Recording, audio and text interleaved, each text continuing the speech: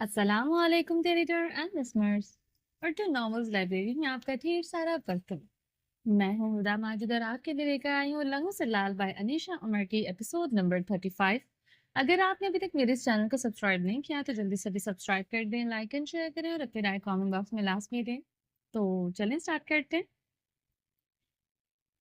کچھ دیر میں گاڑی کردافی مینشن میں آ کر رکی تو اینا اس کو سہارا دیے اندر داخل ہوئی۔ گارڈز نے آگے بڑھ کر اس کو سہارا دینا چاہا مگر حسن نے ایک سخت نگاہ سے نوازتے ہوئے سب کو روک دیا تھا۔ وہ اس کو لیے اس کے کمرے میں چلی گئی، اس کو بیڈ پر بٹھا کر پانی کا گلاس دمایا، اس نے چپ چاپ وہ گلاس پکڑ کر پانی پی لیا۔ کوئی میڈیسن؟ اینا نے ادھر ادھر دیکھتے پوچھا تو حسن نے سامنے میز کی جانب اشارہ کیا۔ اینا نے وہ ڈبی اٹھا کر اس کو پکڑا دی۔ حسن نے چند گولیاں بنا پانی کے ہی نگل لی۔ میں پانی اور لا دیتی۔ اینا نے منہ بنا کر اس کی جانب دیکھا۔ گو۔ کچھ دیر بعد اس کی گمبھیر آواز پہنچی۔ اوکے، میں جا رہی ہوں۔ تھینکس، صبح کہہ دینا، زیادہ جلدی نہیں ہے مجھے۔ اس نے ایک مصنوعی مسکراہٹ حسن کی جانب اچھالی۔ اس سے پہلے کہ وہ دروازے سے نکلی، کسی مضبوط ہاتھ نے اس کو پکڑ کر کھینچا۔ اینا کا دل حلق کو آیا۔ دروازہ اس کے عقب میں بند ہو چکا تھا۔ اس نے اینا کو دروازے سے لگایا اور دائیں بائیں ہاتھ رکھ کر وہیں قید کر دیا۔ اینا نے تھوک نکلا، تھینکس نہ کہیں، بے شک۔ اینا نے زبردستی مسکرانے کی کوشش کی۔ میرا پیچھا کیوں کر رہی تھی؟ بس کی آنکھوں میں آنکھیں گاڑے ہوئے تھا۔ اینا کے حلق میں کچھ اٹکا تھا۔ نہیں تو؟ اس کی آواز لرز رہی تھی، جو سمجھ رہی تھی کہ اس کا شکریہ ادا کرے گا۔ اب الطاف سے معافی منگوانے پر تلا ہوا تھا۔ مجھ سے جھوٹ بولنے کی غلطی مت کرنا۔ وہ ایک ایک لفظ چبا چبا کر ادا کر رہا تھا۔ میں ہوا کھانے گئی تھی۔ ایک پسینے کی بوند اس کے ماتھے پر چمکی۔ حسن نے بے اختیار ہاتھ بڑھا کر وہ بوند اپنی انگلی پر چم لی۔ اینا نے آنکھیں بند کر لی۔ دھوکہ دینے کے بارے میں تو کبھی سوچنا بھی مت۔ معصوم چڑیوں کو مارتے ہوئے مجھے افسوس ہوتا ہے، وہ تاریک آواز میں کہتا اینا پر کپ کپی طاری کر گیا تھا۔ گو ناؤ، کہتے ہی اس نے دروازہ کھولا اور اینا کا بازو پکڑ کر باہر دھکا دیا۔ اینا باہر آ کر گرتے گرتے بچی تھی۔ صبح کے 8 بجے گورشی ہاؤس کے سامنے ایک ٹیکسی آ کر رکی تھی، جس میں سے ایک شربتی آنکھوں والا شہزادہ، ایک لمبی خوبصورت سی لڑکی اور 2 بچے نکلے تھے۔ ایک بچی تھی جو اس شربتی آنکھوں والے شہزادے کے کندھے پر شاید سو رہی تھی۔ گارڈ نے آگے بڑھ کر سامان اٹھا لیا۔ وہ دینا کو اٹھائے اندر داخل ہوا۔ پیچھے زہرا مرجان کا ہاتھ تھامے چلی آ رہی تھی۔ یاقوت بھی اس کے ساتھ تھا۔ وہ لوگ لان سے ہوتے ہوئے اندر داخل ہوئے تو کچھ ملازمین کی آنکھیں پوری پھیل گئی۔ یہ ابراہیم کس کے ساتھ آیا تھا؟ ایک لڑکی اور 3 بچے؟ سب شل دماغوں سے بس یہی سوال کر رہے تھے۔ میں مین ڈور کھولا تو سامنے زلیخا کھڑی تھی۔ بابا کہاں ہے؟ اس نے چھوٹتے ہی پوچھا۔ زلیخا نے ایک نگاہ ابراہیم پر ڈالی اور پھر اس کے پیچھے کھڑی لڑکی اور بچوں کو دیکھا۔ کیا ہو گیا ہے؟ ابراہیم نے خجلت سے ان کی جانب دیکھا تو وہ راستے سے ہٹ گئی۔ بابا، بابا، ماما، وہ لاؤنج میں داخل ہوتے ہی آوازیں دینے لگا۔ ابراہیم، سیڑھیوں سے ایک نسوانی آواز آئی۔ منال بیگم حواس باختہ سے نیچے اتر آ رہی تھی۔ ابراہیم بے اختیار آگے بڑھا۔ ماما، بابا کہاں ہے؟ وہ پوچھتے ہوئے آگے بڑھا۔ منال بیگم جو کہ سیڑھیوں پر نگاہ جمائے نیچے اتر رہی تھی، آخری زینہ اترتے ان کی آنکھیں پھیل گئی۔ انہوں نے ابراہیم کے عقب میں کھڑی لڑکی کو دیکھا، پھر ان کی نظر اس لڑکی کے ساتھ کھڑے 2 بچوں پر جم گئی، جن میں سے ایک مسکرا رہا تھا جبکہ دوسرا سپاہ چہرہ لیے کھڑا تھا۔ پھر انہوں نے الجھ کر ابراہیم کی جانب دیکھا، اس کے کندھے پر اس بچی کو دیکھا جو کہ اب اپنی آنکھیں مل رہی تھی۔ وہ غالباً جاگ چکی تھی۔ وہ اپنی جگہ جم گئے۔ ماما، وہ آگے بڑھا اور ان کے کندھے پر ہاتھ رکھا۔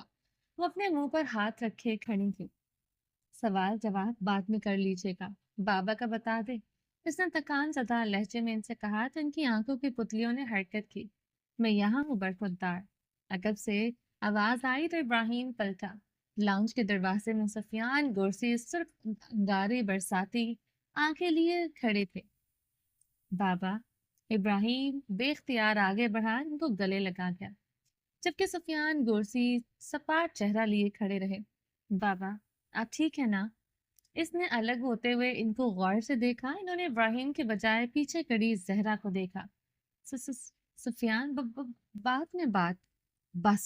انہوں نے ہاتھ کے اشارے سے مینار بیگم کو خاموش کروا دیا. ابراہیم نے الجھ کر اپنی ماں کو پھر مڑ کر اپنے باپ کو دیکھا. مجھے شک تو بہت پہلے سے تھا، آج یقین ہو گیا. انہوں نے ایک زخمی سے نگاہ ابراہیم پر ڈالی تو وہ سر جھکا گیا. پاپا آپ کیسے ہیں؟ اس کے حلق میں بس ایک ہی سوال اٹکا ہوا تھا. ٹھیک ٹھاک، تمہارے عین سامنے فی الحال. انہوں نے چبا چبا کر کہا تو ابراہیم مزید سر چکا گیا. یہ ڈگری مکمل کی ہے تم نے؟ انہوں نے ابراہیم کی گود میں موجود دینا کی جانب اشارہ کیا. دینا نے اپنی جانب توجہ پائی تو وہ کھلکھلا کر ہنس دی. سفیان گرسی کا غصہ جھاگ کی طرح بیٹھ گیا. اگر میں فون نہ کرواتا تو تم شاید ہمارے مرنے تک یہ راز نہ کھولتے. انہوں نے خود پر ضبط کیے رکھا. فی الحال ان کو کمزور نہیں پڑنا تھا. ان کے سامنے ان کا اصل و ثبوت دونوں موجود تھے. بابا پلیز. وہ مرنے والی بات سن کر تڑپ گیا تھا. دادو آپ کو کیا ہوا ہے؟ سفیان گورسی نے دیکھا کہ یاقوت ان کا ہاتھ پکڑے کھڑا ان سے پوچھ رہا تھا. انہوں نے اس کو غور سے دیکھا. وہ انہی کے جیسا تھا. ان کے نقوش اور انہی کی آنکھیں. ان کو وہ بچہ بہت پیارا لگا. کیوں نہ لگتا؟ وہ ان کا خون تھا. وہ انہوں نے نگاہیں چرا دی. دادو دادو کیا آپ بابا سے ناراض ہیں؟ یاقوت نے دوبارہ ان سے پوچھا تو انہوں نے چونک کر یاقوت کو دیکھا.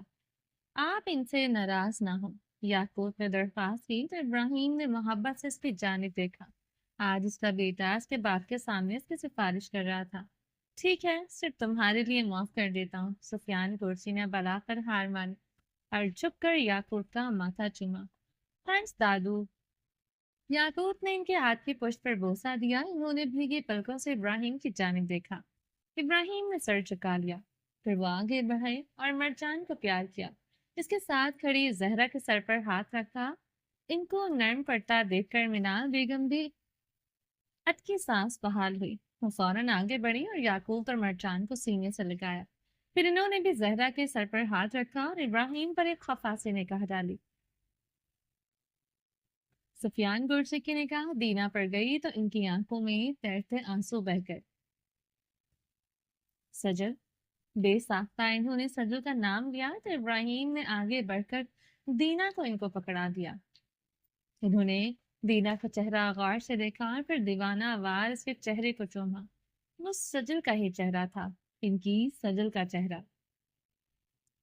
تم آج کالج نہیں جاؤ گی؟ وہ اپنے کمرے کی کھڑکی کے سامنے کھڑی تھی جب سعدیہ نے آ کر اس کو پکارا. صفا نے مڑ کر ایک نظر سعدیہ کو دیکھا اور دوبارہ کھڑکی کی جانب متوجہ ہوئی. نہیں. یک لفظی جواب دیتے ہوئے وہ لان میں پھیلی پیلی گھاس دیکھ رہی تھی. کیا ہوا ہے صفا؟ کیوں اداس ہو؟ وہ چلتی ہوئی اس کے پاس آئی اور اس کے کندھے پر ہاتھ رکھا. صفا نے سر جھکا لیا. کیا اب بھی پوچھ رہی ہو کہ کیوں اداس ہوں؟ اس نے اپنے ہاتھوں کی پشت پھورتے ہوئے الٹا جواب دیا تو سعدیہ خاموش ہو گئی. بابا کیسے ہیں؟ اس نے کچھ دیر بعد گردن موڑ کر سعدیہ کو دیکھا. ٹھیک ہے، دوا کھا کر سو گئے ہیں. تمہیں پتا ہے سعدیہ، وہ کہہ رہے تھے کہ ختیجہ اس کو کہو میرے سامنے مت آیا کرے. سعدیہ. صفا نے ایک ہچکی لی تو سعدیہ نے اس کے گرد باہیں حائل کر کے اس کو اپنے ساتھ لگا لیا. وہ ہچکیوں میں رو دی. میرا کیا قصور تھا سعدیہ؟ ان کے بیٹے نے کسی کی بیٹی کو نوچا اور جب وہ اس لڑکی کے بھائی نے اپنا انتقام لے لیا تو اس میں میرا کیا قصور؟ کیوں اس سب کی سزا مجھے دے رہے ہیں؟ وہ آج ہچکیوں میں روتے ہوئے سعدیہ کے سامنے اپنا دل ہلکا کر رہے تھے. بس کرو صفا، حوصلہ کرو. کچھ چیزیں ہمارے اختیار میں نہیں ہوتی. کبھی کبھی ایک شخص کا گناہ پورے خاندان کو راہ کر دیتا ہے. زاویار کے گناہ نے بھی ہم سب کو راہ کر دیا. سعدیہ نے صفا کو اپنے ساتھ لگائے اس کے پشت تھپتھپائے. مگر میرا کیا قصور تھا؟ صفا کی آواز میں لرزش تھی. اچھا بس کرو. سعدیہ نے اس کو الگ کر کے سامنے کیا اور اس کے آنسو صاف کیے. مجھے یقین ہے کہ شاہ صاحب کو ایک نہ ایک دن اپنی غلطی کا احساس ہو جائے گا اور دیکھنا اس دن وہ خود تم سے معافی مانگے گی اور اس کے आंसू साफ करती बोली तो सिफा ने नफी में सर हिलाया। मैं इनकी माफी नहीं, इनकी मोहब्बत चाहती हूँ। वही दस्त शफकत चाहती हूँ जो अपने सर पर जो जावियार के मरने से पहले तक था। वो आंसू पोंछती हुई बोली तो सादिया ने तासुब से इसकी जानिब देखा। अच्छा, चलो नीचे, नाश्ता कर लो। वो इसका दुपट्टा दुरुस्त करती हुई इसको अपने साथ ले गई। सिफा बेबसी से घिसटती चली गई। आज कुर्सी हाउस में एक बार फिर से नाश्ते की मेज सजी थी। आज फिर से रौनक बहाल हुई थी, न जाने कितने हफ्तों के बाद। आज एक बार फिर से इस घर के आंगन में कहके गूंजे थे, हमारी बहू से तारुफ तो करवाया ही नहीं तुमने। मिनाल बेगम ने खफा से निगाह इब्राहिम पर डाली और जहरा की जानिब देखा। इब्राहिम के हलक में निवाला अटका। मामा, दरअसल इसने एक नजर याकूत को देखा, उसके साथ बैठी जहरा को, जो कि उलझी सी कभी मिनाल बेगम को देखती तो कभी इब्राहिम को। ये मेरी बीवी नहीं है। इसने बाला कर अपनी बात मुकम्मल की तो मिनाल बेगम ने हैरत हैरत से इब्राहिम की जानिब देखा। सुफियान गुरसी के हाथ से चम्मच गिर गया। इन्होंने चौंक कर अपने दाएं जानिब बैठे इब्राहिम को देखा, जो कि अब खाना छोड़कर तसल्ली से बैठा था। इसको अब एक कड़वा सच इनको बताना था, एक ऐसा सच जो इसकी जिंदगी का नासूर था, मगर इसको नहीं बताना था। मेरी बीवी कार हादसे में मुझे छोड़कर चले गए। इसने मुख्तसर तरीन अल्फाज में इनको बताया तो सुफियान गुरसी ने एक ठंडी सांस खारिज की। इनकी बेटी ने अपनी जिंदगी का सबसे बड़ा खसारा देख लिया था, और वह इसके मुश्किल तरीन वक्त में इसके साथ नहीं थे। इन्होंने इब्राहिम के कंधे पर हाथ रखा। जिंदगी किसी के जाने से खत्म नहीं हो जाती इब्राहिम। वक्त और हालात से लड़ना ही मर्दानगी है। इन्होंने कोशिश की थी इसको फुर्सत देने की, मगर वो अपने बेटे को कमजोर पड़ते नहीं देख सकते थे। मिनाल बेगम ने अपने साथ बैठे मरजान के सर पर प्यार किया। वो इसके माँ बाप थे, और माँ बाप खुदा का रूप होते हैं, जो सिर्फ और सिर्फ मोहब्बत का सर चश्मा हुआ करते हैं। इन्होंने इब्राहिम को और इसकी औलाद को बस मोहब्बत ही देनी थी, सो वो दे रहे थे। अच्छा, आप बताएं कि झूठ क्यों बोला। इब्राहिम ने इन सबको उदास होते देखा तो सवाल बदल दिया। क्योंकि मुझे उम्मीद नहीं थी कि तुम लौट कर आओगे। वो दोबारा नाश्ता करने लगे। निराले हलक में अटक रहे थे, मगर वो खुद को नॉर्मल रखे हुए थे। बाबा, पता है मैं कितना परेशान हो गया था। इब्राहिम ने शिकवा किना निगाहों से अपने बाप को देखा। इनको जरा शर्मिंदगी न हुई। और मैं तुम्हें जो तुम्हें याद कर करके उदास होता रहा, इसका क्या। इन्होंने एक निगाह इब्राहिम पर डाली तो इसने कंधे गिरा दिया। मगर बाबा, दादू ने ठीक किया।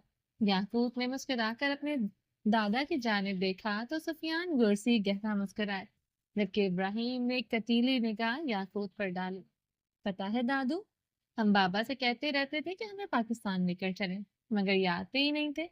याकूब ने बाप की निगाहों की परवाह किए बिना अपनी बात जारी रखी। जो कुछ देर पहले अपनी बात की सिफारिश कर रहा था, शिकायतों के अंबार लिए बैठा था, और मीनाल बेगम बस मुस्कुराकर इस नन्हे शहजादे को देखे जा रही थी। तुम कुछ नहीं बोलोगे मरजान। मिनाल बेगम ने कुछ देर बाद मरजान के सर पर हाथ फेरा। मरजान सर झुकाए नाश्ता कर रहा था।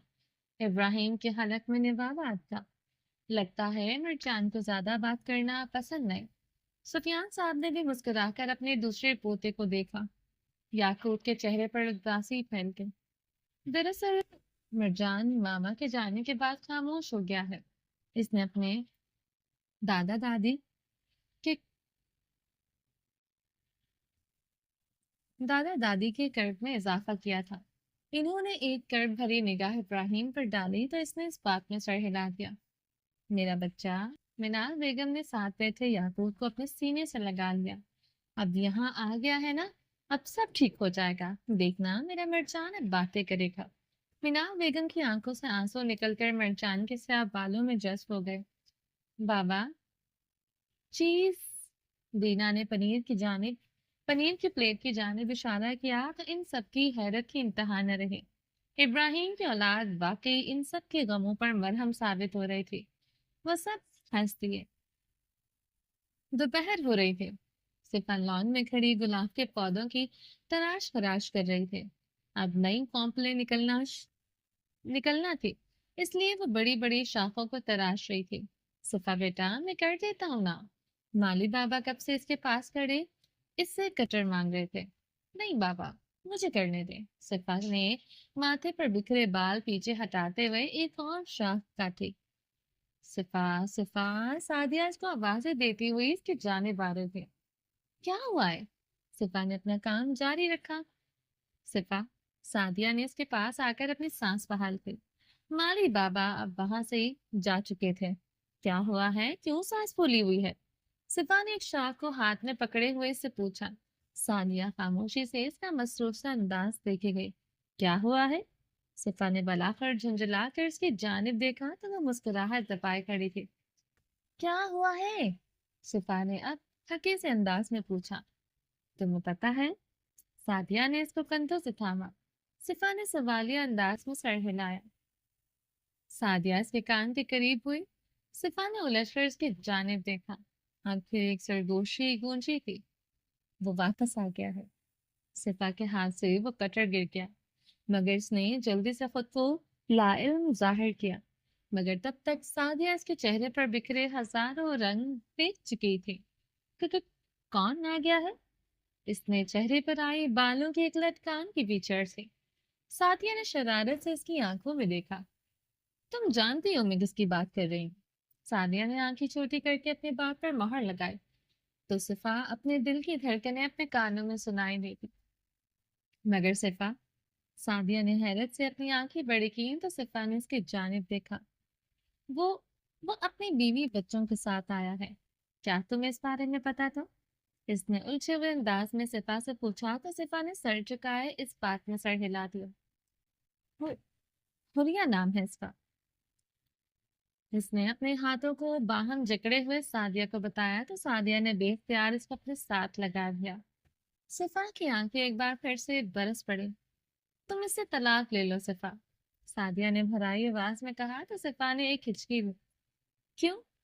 تم ایک سراب کے پیچھے بھاگ رہی ہو صفا، وہ اس کو ساتھ لگائے کہے جا رہی تھی۔ یہ یہ میرے بس میں نہیں ہے سعدیہ۔ اس نے آنکھیں بند کر لی۔ میں اس کے نام کے سہارے ایک ہزار زندگیاں ایک کیا ہزار زندگیاں گزار سکتی ہوں، بھلے وہ تمہیں نہ ملے۔ سعدیہ نے اس سے الگ ہوتے اس کی آنکھوں میں جھانکا۔ محبت کے اصولوں میں حصول کا قاعدہ تو کہیں درج ہی نہیں۔ وہ اپنے آنسو پونچھتے ہوئے مسکرائی تو سعدیہ نے حیرت سے اس کی جانب دیکھا۔ دوپہر ہو رہی تھی۔ اس وقت کردافی مینشن میں خوب کا عالم تھا۔ ملازمین اپنے اپنے کام نپٹا چکے تھے۔ صبح کا ناشتہ کر کے وہ جا چکا تھا۔ اب وہ رات کو ہی لوٹتا، اس لیے اس وسیع مینشن میں اس وقت سناٹا تھا۔ اس سناٹے کو اس کی ہیل کی آواز نے توڑا۔ وہ اپنی دھن میں لاؤنج میں داخل ہوئی مگر اتنی خاموشی دیکھ کر وہ ایک پل کو ٹھٹکی۔ اس نے ادھر ادھر دیکھا تو لاؤنج میں کوئی ملازم نہ تھا۔ پھر وہ بلی کی طرح پاؤں اٹھاتی ہوئی کچن کی جانب گئی۔ آج کچن بھی خالی تھا۔ واہ، یہ سب لوگ کہاں گئے؟ وہ دانتوں میں انگلی دبائے کچن کے دروازے میں کھڑی تھی۔ لگتا ہے وہ شیطان آج گھر نہیں آنے والا، اسی لیے لنچ نہیں بنا۔ اس نے صاف ستھرا کچن دیکھ کر اندازہ لگایا، ورنہ عام دنوں میں اس وقت شیف اپنے کام میں مصروف ہوتا تھا۔ وہ کچھ سوچتے ہوئے سیڑھیاں چڑھ گئی۔ اس نے دائیں بائیں جانب دیکھا اور پھر ایک کمرے کا دروازہ کھولا تو وہ کھلتا چلا گیا۔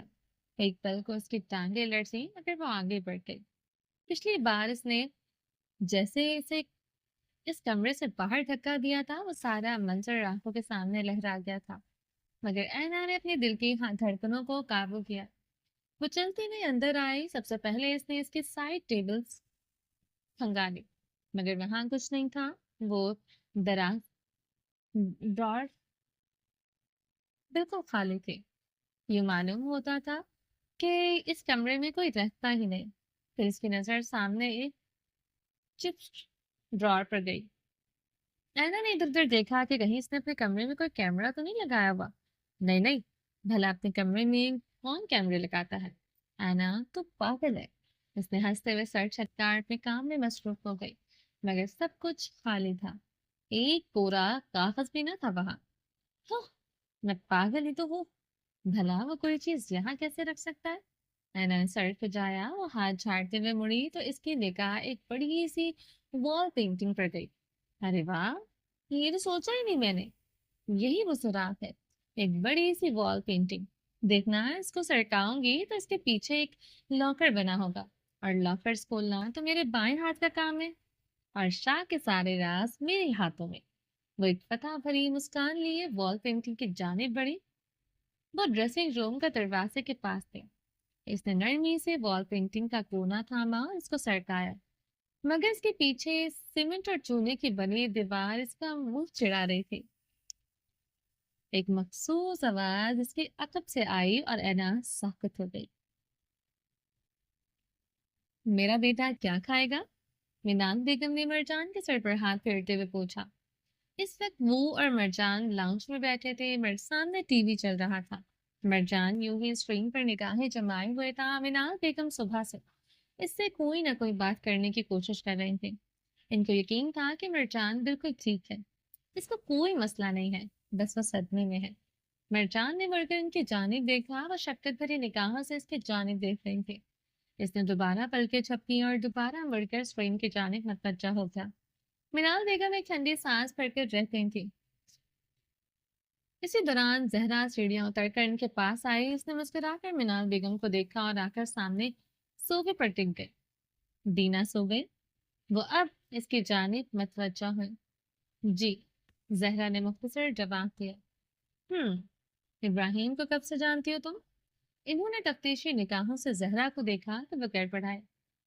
جی، اس نے سوالیہ انداز میں اس کی جانب دیکھا۔ کب سے کام کر رہی ہوں میرے بیٹے کے گھر میں؟ انہوں نے اپنا سوال دہرایا۔ کچھ سالوں سے، زہرا نے کنفیوز ہوتے ہوئے جواب دیا تو منال بیگم نے سر ہلایا۔ اس کی بیوی یعنی حریہ کیسی لڑکی تھی؟ ان کا ارادہ زہرا کا انٹرویو کرنے کا تھا۔ اچھی لڑکی تھی، بہت اچھی تھی وہ۔ ابراہیم سر سے بہت محبت کرتے تھے، ان کی لو میرج ہوئی تھی۔ وہ تو جانتی ہوں، میں اچھی ہوگی تو میرے بیٹے کو پسند آئی تھی۔ انہوں نے مرجان کے سر پر ہاتھ پھیرا۔ ان کو دکھ تھا کہ ان کی بہو سے ملنے سے پہلے ہی دنیا سے رخصت ہو گئی وہ۔ مرجان سپاٹ چہرہ لیے بیٹھا رہا۔ میم، سر نے مرجان کے سامنے زیادہ ذکر کرنے سے منع کیا ہے۔ مینال بیگم نے مزید کچھ پوچھنے کے لیے اس کی جانب رخ کیا تو زہرا نے پہلے ہی ان کی نالج میں اضافہ کیا۔ کیا مطلب اس بات کا؟ انہوں نے اچھمبے سے دیکھا۔ وہ سر نہیں چاہتے کہ مرجان کے دماغ پر کسی بھی بات کا کوئی دباؤ پڑے۔ ڈاکٹرز کا بھی یہی کہنا ہے، زہرا نے جھجکتے ہوئے بتایا تو مینال بیگم نے الجھ کر مرجان کی جانب دیکھا جو کہ اسکرین پر نگاہیں جمائے ہوئے تھا۔ بکواس کرتے ہیں ڈاکٹرز، کس نے کہا ہے کہ ذکر نہ کریں؟ ذکر نہیں کرتے اس لیے بچے اپنے غم سے نہیں نکل پا رہا۔ کیا یہ رویا تھا؟ انہوں نے زہرا سے سوال کیا تو اس نے نفی میں سر ہلا دیا۔ کمال ہے، بچہ جب سکتے میں گیا تھا اسی وقت اس کو رلانا چاہیے تھا۔ تم لوگوں کی عقل گھاس چڑھنے گئی ہوئی تھی۔ وہ باقاعدہ زہرا پر برس پڑی تھی۔ وہ کبھی ان کی جانب دیکھتی تو کبھی مرجان کی جانب۔ مرجان، میرے لال، میری طرف دیکھو بیٹا۔ انہوں نے اس کا رخ اپنی جانب موڑا۔ میں کنفیوز سا ان کی جانب دیکھ رہا تھا۔ مرجان، تمہاری ماں مر گئی میرے لال، کیا تمہیں کوئی دکھ نہیں؟ ان کی آنکھیں نم تھی۔ زہرا کا حلق خشک ہوا۔ میم، پلیز ایسے مت کریں۔ وہ بے چین ہوئی۔ خاموش رہو تم۔ انہوں نے اس کو فوراً ڈپٹ کر خاموش کروا دیا۔ زہرا چپ ہو گئی۔ مرجان، تمہاری ماں اس دنیا سے ہمیشہ ہمیشہ کے لیے چلی گئی، کیا تمہیں اس کی یاد نہیں آتی؟ وہ اس کے زخموں کو کرید رہی تھی۔ مرجان کی آنکھوں کی پتلیاں ساکت تھیں، وہ بس ان کے چہرے کو گھورے جا رہا تھا۔ ابراہیم اس وقت اپنے کمرے میں موجود تھا۔ وہ بالکنی میں کھڑا کسی سے بات کر رہا تھا۔ بابا، ہم صفان جی سے ملنے کب جائیں گے؟ یاقوت نے آ کر سوال کیا تو وہ مڑا۔ وہ ایک پل کو ہل کر رہ گیا، پھر اس نے اس کے ہونٹوں پر انگلی رکھ کر اس کو خاموش رہنے کا کہا اور فون پر بات جاری رکھی۔ یاقوت کندھے گرائے کھڑا رہا تاکہ اس کا باپ فون کال ختم کر کے اس کی بات کا جواب دے، مگر ابراہیم کی بات بڑھتی جا رہی تھی۔ فائن، میں دادو سے پوچھ لیتا ہوں۔ وہ بڑبڑاتا ہوا وہاں سے نکل گیا۔ ابراہیم نے مڑ کر اس کو دیکھا، وہ کمرے سے نکل چکا تھا۔ وہ سر چٹک کر دوبارہ فون پر مصروف ہو گیا۔ مرجان میرے بچے، تم روتے کیوں نہیں ہو؟ تمہاری ماں تمہیں اکیلا چھوڑ کر چلی گئی۔ منال بیگم اس کو جھنجھوڑ رہی تھی۔ دادو، واٹ آر یو ڈوئنگ؟ یعقوب سیڑھیوں سے ہی چلایا تھا۔ منال بیگم نے سر اٹھا کر یعقوب کی جانب دیکھا، وہ ہڑبڑی میں سیڑھیاں اترتا ہوا آ رہا تھا۔ منال بیگم اس کا رد عمل دیکھ کر ٹھٹکی۔ دادو، یو کانٹ ڈو دس۔ وہ بھاگ کر ان کے پاس آئی۔ مرجان، لک ایٹ می۔ اس نے جلدی سے مرجان کا چہرہ ہاتھوں میں تھام کر اپنی جانب کیا۔ مرجان کا چہرہ زد پڑتا جا رہا تھا۔ ٹھیک ہے میرے بھائی، every thing is all right, please. وہ اس کے ماتھے سے بال ہٹاتا اس کو نارمل کر رہا تھا۔ زہرا ابھی بے چینی سے اٹھ کھڑی ہوئی۔ اس کو رونے کیوں نہیں دیتے تم لوگ؟ اسی وجہ سے تو وہ صدمے سے نہیں نکل رہا۔ منال بیگم نے یاقوت کو دبتا۔ نہیں دادو، آپ سمجھ نہیں رہی ہیں، یہ حل نہیں ہے۔ اس نے منال بیگم کو سمجھانے کی کوشش کی، مگر مرجان اس کی باہوں میں لڑھک گیا۔ مرجان، مرجان میرے بھائی۔ یاقوت نے جلدی سے اس کو سنبھالا۔ مرجان! منال بیگم چیخیں تو وہ چیخ ابراہیم کے کمرے تک پہنچی تھی۔ اس نے چھمبے سے دروازے کی جانب دیکھا۔ سر، زہرا کسی جن کی طرح دروازے میں آ کھڑی ہوئی تھی۔ اس کی سانس پھولی ہوئی تھی۔ کیا ہوا ہے؟ وہ سلائڈنگ ڈور کھول کر کمرے میں آیا۔ سر، وہ وہ مرجان۔ کیا ہوا ہے مرجان کو؟ وہ ایک لمحے بھی وہاں سے نکلا تھا۔ وہ سیڑھیاں پھلانگتا وہ نیچے اترا تو مرجان صوفے پر بے ہوش پڑا تھا۔ منال بیگم اس کا سر اپنی گود میں رکھے اس کے گال تک تپا رہی تھی، جبکہ یاقوت پانی کا گلاس لیے کھڑا تھا۔ کیا ہوا اس کو؟ ابراہیم نے مرجان فوراً اٹھا کر کندھے پر گرایا۔ وہ وہ وہ ابراہیم! منال بیگم کے ہاتھ پاؤں پھول رہے تھے۔ میں گاڑی نکلواتا ہوں۔ یعقوب نے پانی کا گلاس رکھا اور باہر بھاگا۔ مرجان، میرے بیٹے کیا ہوا ہے؟ ابراہیم نے اس کو گود میں اٹھا کر اس کا گال تپتپایا، مگر اس پر کوئی اثر نہیں ہو رہا تھا۔ ماما، کیا ہوا اس کو؟ بلا کر وہ دہاڑا۔ منال بیگم لرز لرز کر رہ گئی۔ سر، میں نے میم سے کہا تھا کہ اس کے سامنے حلیہ میڈم کا ذکر نہ کرے، مگر زہرا کے الفاظ حلق میں دم توڑ گئے، مگر منال بیگم نے اس کو سخت پوری سے نوازا۔ ماما، کیا کیا ہے آپ نے؟ ابراہیم کی آنکھوں کے کنارے بھیگ تھے۔ منال بیگم کو انتہائی افسوس ہوا تھا۔ وہ یہ نہیں چاہتی تھی۔ بابا، گاڑی تیار ہے۔ یعقوب بھاگ کر واپس آیا تو ابراہیم ان دونوں کو لیے نکل گیا۔ میں بھی ساتھ آتی ہوں۔ منال بیگم نے چادر سنبھالی اور پیچھے ہو لی۔ ان کے جانے کے بعد زہرا نے ایک ٹھنڈی سانس خارج کی۔ اب اس بڑھیا کو کون سمجھائے کہ ہر کام اپنی مرضی سے نہیں کرتے۔ اس نے ٹانگ پر ٹانگ جماتے ہوئے پانی کا گلاس اٹھا کر لبوں سے لگایا۔ قریشی ہاؤس کا گیٹ کھلا اور گاڑی وہاں سے نکل گئی۔ سعدیہ، کھانا بنا لو دوپہر کا۔ خدیجہ بیگم سیڑھیاں اتر کر آئیں۔ سعدیہ اس وقت کچن میں ہی تھی۔ جی، بنانے لگی ہوں۔ سعدیہ کچھ سبزیاں لیے کچن میں رکھے گئے ایک چھوٹے سے ڈائننگ ٹیبل پر بیٹھ گئی۔ صفا کہاں ہے؟ انہوں نے لاؤنج میں بیٹھتے ہوئے ہی پوچھا۔ اس کو آفس سے کال آئی تھی، مجھے لگا آپ کو بتا کر گئی ہے۔ سعدیہ نے وہیں سے جواب دیا تو منال بیگم نے آنکھیں موند کر ٹیک لگا دی۔ ہاں، وہ شاید یہی بتانے آئی تھی، مگر میں ظہر پڑ رہی تھی۔ تم کھانا بنا لو، میں شاہ صاحب کو دیکھ لوں۔ وہ اٹھ کر کمرے میں چلی گئی۔ دروازہ کھولا تو وہ سامنے ہی بیڈ فرام سے ٹیک لگائے بیٹھے تھے۔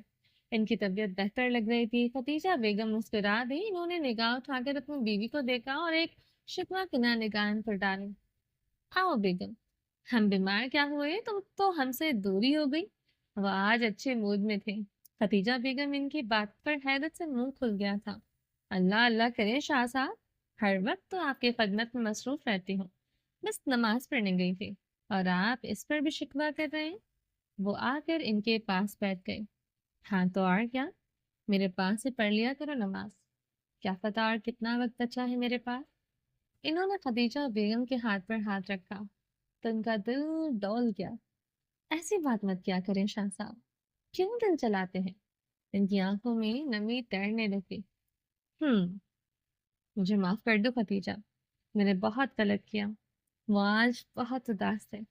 نہیں شاہ صاحب، مجھے آپ سے کوئی شکوہ نہیں ہے۔ انہوں نے ان کا ہاتھ اپنے ہاتھوں میں لیا تو وہ پھیکا سا مسکرا دیا۔ آپ پلیز صفا کو۔ اس سے پہلے وہ اپنی بات مکمل کرتی قیام قریشی نے اپنا ہاتھ ان کے ہاتھ سے کھینچ لیا۔ ان کے چہرے کے تاثر پل میں تبدیل ہوئے تھے، جن کو دیکھ کر خدیجہ بیگم کا دل کٹ گیا تھا۔ آخر ایسا بھی کیا تھا ان کی بیٹی نے جو وہ اتنے بدگمان ہو گئے تھے؟ اس کا نام مت لیا کرو۔ وہ سختی سے رک پھر گئے۔ خدیجہ بیگم کی آنکھیں بھر آئیں۔ شاہ صاحب، کیا ہو گیا ہے آپ کو؟ ایسا کیوں کر رہے ہیں؟ تم بیٹی ہے آپ کی، آخرکار ایسا کون سا جرم ہے جس کو آپ معاف نہیں کر پا رہے؟ سب کچھ تو آپ کی مرضی سے ہوا تھا، اب کیوں آپ اس سے اس قدر نفرت کر رہے ہیں؟ وہ آخرکار اتنے دل سے جو باتیں دل میں چھپائے بیٹھی تھی کہہ گئی۔ خدیجہ، تم جانتے ہو مجھے اس پر کس بات کا غصہ ہے؟ انہوں نے ایک سخت نگاہ ان پر ڈالی تو وہ سر چکا گئے۔ ایک فیصلہ آپ لوگوں کا تھا اور ایک فیصلہ اب اس کا ہے، اور مجھے اپنی بیٹی کا مزید دل نہیں دکھانا۔ وہ اپنے فیصلے خود لینے کی مجاز ہے۔ جب وہ اس رشتے سے نکلنا چاہے گی نکل جائے گی، اگر وہ اس رشتے میں رہنا چاہے گی تب بھی میں اس پر کوئی زبردستی نہیں کر سکتی، یہ اس کی زندگی ہے۔ انہوں نے عقل لہجے میں کہا تو خیام قریشی کا چہرہ سرخ ہو گیا۔ کیا تم چاہتی ہو وہ ساری زندگی میرے بیٹے کے قاتل کے نکاح میں بیٹھے؟ قیام صاحب، آپ کی بیٹی نے جو بویا وہی کاٹا۔ وہ بلاخر بولی تو قیام قریشی کی آنکھیں ساکت رہ گئیں۔ ہاں، جو زاویار نے کیا اس کو ہی اسی کی کیے کی سزا ملی ہے۔ اس میں نہ تو ابراہیم قصوروار ہے اور نہ ہی ستا۔ وہ اٹھ کھڑی ہوئی، جبکہ وہ یک ٹک سے نگاہ چہرہ دیکھتے رہے۔ میں کھانا لاتی ہوں، دوا کھا لیں آپ۔ وہ اپنا غصہ ضبط کرتے ہوئے باہر نکل گئے۔ خیام قریشی کتنی ہی دیر بند دروازے کو گھورتے رہ گئے۔ کیا ہوا؟ کوئی لاکر نہیں ملا؟ ایک گمبھیر آواز نے اینا کا سکتا توڑا۔ اینا نے اپنی آنکھیں زور سے میچ لی۔ My dear spy, English movies سے کافی انسپائرڈ لگتی ہے۔ اینا کو اپنی کان کی لوپرز کی پکار محسوس ہوئی۔ وہ ہل تک نہیں پا رہی تھی، اس کے پورے وجود پر کپ کپی تاری ہو چکی تھی۔ میری اسسٹنٹ میری غیر موجودگی میں میرے کمرے میں کیا ڈھونڈ رہی تھی؟ وہ پراسرار انداز میں کہتے ہوئے اینا کے بدن سے سارا خون نچوڑ گیا تھا۔ اس کا چہرہ سفید پڑ گیا۔ اس نے سفیر کے منہ سے شاہ کے کافی قصے سن لیے تھے، مگر اس کو اندازہ نہیں تھا کہ وہ کسی جن کی طرح یوں حاضر ہو جائے گا۔ اینا کی سوچی کو بریک لگی جب اس کو اپنا آپ گھسٹتا ہوا محسوس ہوا اور اس کا بازو دبوچے اس کو اپنے ساتھ لے گیا تھا۔ اینا نے چیخنا چاہا مگر اس کے حلق سے آواز تک نہ نکلی۔ اینا کو اب موت اپنے سامنے رقص کرتی ہوئی دکھائی دے رہی تھی۔ وہ جانتی تھی شاہ کو دھوکہ دینے والوں کو انجام کیا ہوتا ہے، مگر وہ اینا ہی کیا جو کسی چیز سے باز آ جائے۔ وہ اس کو گھسیٹتا ہوا سیڑھیاں اتر رہا تھا۔ ملازمین لاؤنج میں لائن باندھے کھڑے تھے۔ وہ جانتے تھے کہ اب اس کی شامت آنے والی ہے، مگر وہ ایک نظر ان سب پر ڈالتا ہوا اس کو لیے وہاں سے نکل گیا۔ گیٹ پر اینا کی نظر منصور پر پڑی، جو کہ پوری فون کال سنتا ہوا اندر داخل ہو رہا تھا۔ منصور نے گھبرا کر اینا کو دیکھا۔ اینا کی آنکھوں میں آنسو تھے۔ وہ اپنے باپ کو پکار کر اس کی جان بھی خطرے میں نہیں ڈال سکتی تھی۔ منصور کے ہاتھ سے فون گر گیا اور وہ ان کے پیچھے لپکا، مگر گیٹ بند ہو چکا تھا۔ اس کو گاڑی میں پھینک کر نہ جانے کہاں گیا تھا۔ عصر کا وقت ہو رہا تھا۔ دونوں باپ بیٹا اور منال بیگم اس وقت اسپتال کے کمرے میں تھے، جہاں بیڈ پر مرجان گہری نیند میں تھا۔ کیا کہتے ہیں ڈاکٹر، کب تک واپس لے جا سکتے ہیں؟ منال بیگم جو کہ مرجان کے سلہانے بیٹھی تھے، انہوں نے مرجان کے بالوں میں ہاتھ پھیرتے ہوئے اس سے پوچھا۔ وہ جو بے بس سا اس کے سرہانے کھڑا تھا ایک نگاہ اپنی ماں کے چہرے پر ڈالی اور جا کر پاس پڑے ایک صوفے پر بیٹھ گیا۔ کیا ضرورت تھی اس کے سامنے وہ سب کہنے کی؟ وہ ناراض سا تھا۔ میں نے تو بس… ماما پلیز، یہ حل نہیں ہے۔ ڈاکٹرز اس کا علاج کر رہے ہیں، یہ اگر ہم اس کے زخم کو دے دیں گے تو اس کے دماغ پر مزید برا اثر پڑے گا۔ آپ سمجھتی کیوں نہیں ہے؟ وہ بے چارگی سے بولا تو منال بیگم اچھی خاصے شرمندہ ہوئی تھی۔ اچھا معاف کر دو، آئندہ نہیں کروں گی۔ انہوں نے آخر کار ہار مانی۔ ابراہیم نے ضبط سے آنکھیں بند کر لی۔ نرس کمرے میں داخل ہوئی، اس کے ہاتھ میں ایک چٹ تھی۔ سر، یہ دوا باہر سے ملے گی، آپ پلیز لے آئیں۔ اس نے وہ چٹ پکڑ لی۔ ایک میٹنگ ختم کر کے صفا اپنے کندھے پر بیگ لٹکائے آفس سے باہر نکلی تو گاڑی تیار کھڑی تھی۔ اس کو دیکھ کر ڈرائیور جلدی سے باہر نکلا اور گاڑی کا دروازہ کھولا۔ सिफा ने अंदर बैठते ही बैग सेट कर सीट पर रखा तो उसके बैग में पड़े मोबाइल पर रिंग होने लगे। सिफा ने फोन पिक किया। इतनी देर में ड्राइवर ने गाड़ी चला। अस्सलाम वालेकुम मम्मी। इसने फोन कान से लगाते ही सलाम किया। वालेकुम अस्सलाम, कब तक वापस आओगे? अम्मी बस मैं ऑफिस से निकल आई हूँ, गाड़ी में हूँ। इसने शीशे के पार देखते हुए इनको बताया। अच्छा, आते हुए फार्मेसी से अपने अब्बू की दवाइयाँ लेती आना, वो मसरूफ से अंदाज में इससे कह रही थी। अच्छा, मैं ले आती हूँ। प्रिस्क्रिप्शन है ना तुम्हारे पास? इन्होंने दफ्तर पूछा। जी अम्मी, मेरे मोबाइल में है। सिपा ने इनको बेफिक्र कर दिया तो वो फीका सा मुस्कुराए और दिल से दुआ की कि क़याम कुरैशी सिफा के लिए अपना दिल साफ कर दें। इनकी बेटी इतना चाहती थी अपने बाप को, इनका दिल दुखा था। कुछ और भी मंगवाना है क्या? कुछ देर में सिफा की आवाज ने इनको होश दिलाया। वो किचन में खड़ी क़याम कुरैशी के लिए परहेजी खाना बना रही थी। नहीं, बस दवा लेती आना, जीती रहो, सलामत रहो। इन्होंने दुआएं देते हुए फोन बंद कर दिया। फार्मेसी तक चले, ड्राइवर कहकर दोबारा स्ट्रिंग के पार खड़ी बुलंद वबालाएं मारते देखने लगे। आज वो एक ब्राउन रंग का अबाया पहने हुई थी, सर पर स्याह हिजाब जिससे इसका दूध की तरह शफाफ चेहरा चमक रहा था। किसी भी मेकअप से आ रही वो चेहरा बहुत मासूम और प्यारा सा था। इसकी सुरमई आंखों को किसी मसनूई बनावट की जरूरत न थी। इसके बॉक्सिंग बेसमेंट से बाहर गाड़ी आ रुकी थी। इसने ऐना को बाजू से दबोच कर बाहर निकाला। गाज आगे बढ़े मगर इसने सबको इशारे से वही मुजम्मिन कर दिया था। ऐना बस खामोशी से अपनी मौत का तमाशा देख रही थी। हर अगली सांस इसको इसकी मौत के करीब लेकर जा रही थी। उसको घसीटता हुआ इमारत के अपने हिस्से में ले गया। इसने दरवाजा खोला तो वह कमरा अंधेरे में डूबा हुआ था। कुछ देर बाद इसने ऐना को लाकर कमरे के ऐन वस्त में एक स्टूल पर खड़ा कर दिया। इसके हाथ इसके पीछे बन चुके थे और इसके मुंह पर टेप लगी हुई थी।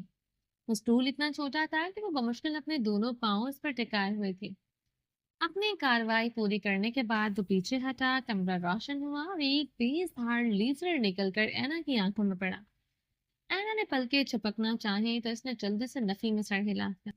ऐना वहीं साकित हो गई क्योंकि इसके एंड अकब में वो एक पिंजरे को देख रही थी जिसमें इस वक्त एक शेर टहल रहा था।